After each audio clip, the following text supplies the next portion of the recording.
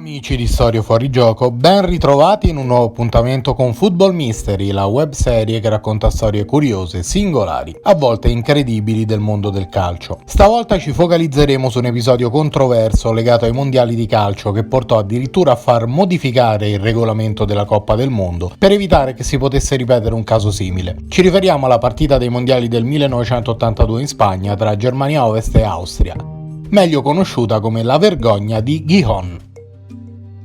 La nazionale tedesca e quella austriaca sono storicamente rivali e la storia del calcio e anche dei mondiali è ricca di sfide all'ultimo sangue tra le due compagini. Nel 1978 in Argentina fu proprio l'Austria a fare lo sgambetto ai tedeschi, permettendo all'Italia di finire tra le prime quattro nonostante la sconfitta contro l'Olanda nella partita decisiva per l'accesso alla finalissima. Nel mondiale spagnolo del 1982 austriaci e tedeschi finiscono nello stesso girone eliminatorio, assieme ad Algeria e Cile. Le europee erano favorite, ma gli algerini furono una grande rivelazione del mondiale. Il 16 giugno 1982 vinsero 2-1 contro la Germania Ovest grazie ai gol di Bellumi e Macher, prima grande sorpresa della competizione. Poi però furono costretti a cedere agli austriaci, che avevano anche battuto il Cile e poi sconfitto anche dai tedeschi.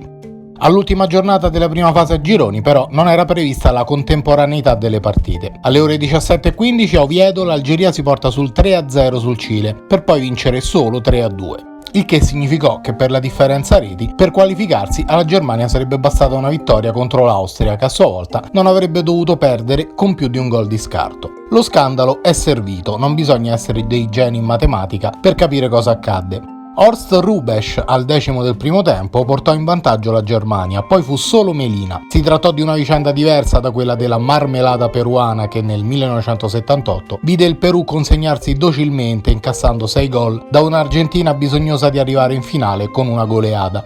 Per la prima volta nella storia dei mondiali, due squadre erano certe di passare il turno a braccetto con un risultato preciso, e così fu, anche se la vergogna sportiva, con la Melina partita dopo il gol tedesco e proseguita per 80 minuti, fu sotto gli occhi di tutti.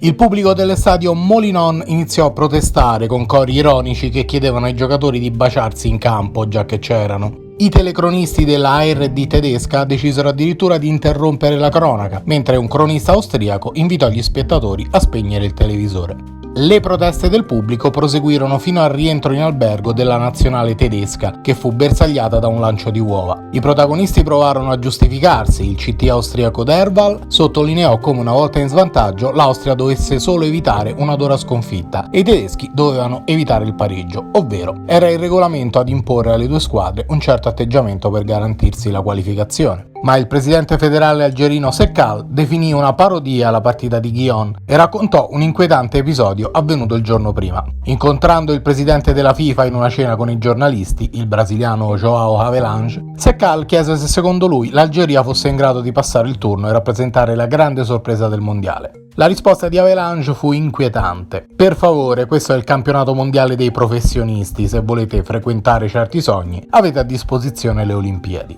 Insomma, nessuno era scandalizzato dalla formula, ma le proteste furono così vibranti che la vergogna di Gijón costrinse la FIFA a cambiare radicalmente la formula dei mondiali. Partite in contemporanea, a dispetto delle esigenze televisive, nell'ultima giornata della fase a gironi e inserimento degli ottavi di finale da Messico 1986, con il ripescaggio delle terze che garantiva impegno in tutte le partite, vista l'importanza della differenza reti rispetto agli altri gironi.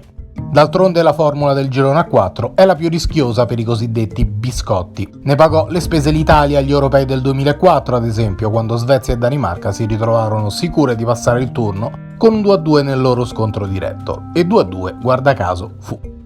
Se il video ti è piaciuto non dimenticare di lasciare un like e soprattutto di iscriverti al canale per essere sempre aggiornato sui prossimi appuntamenti di Football Mystery. Alla prossima!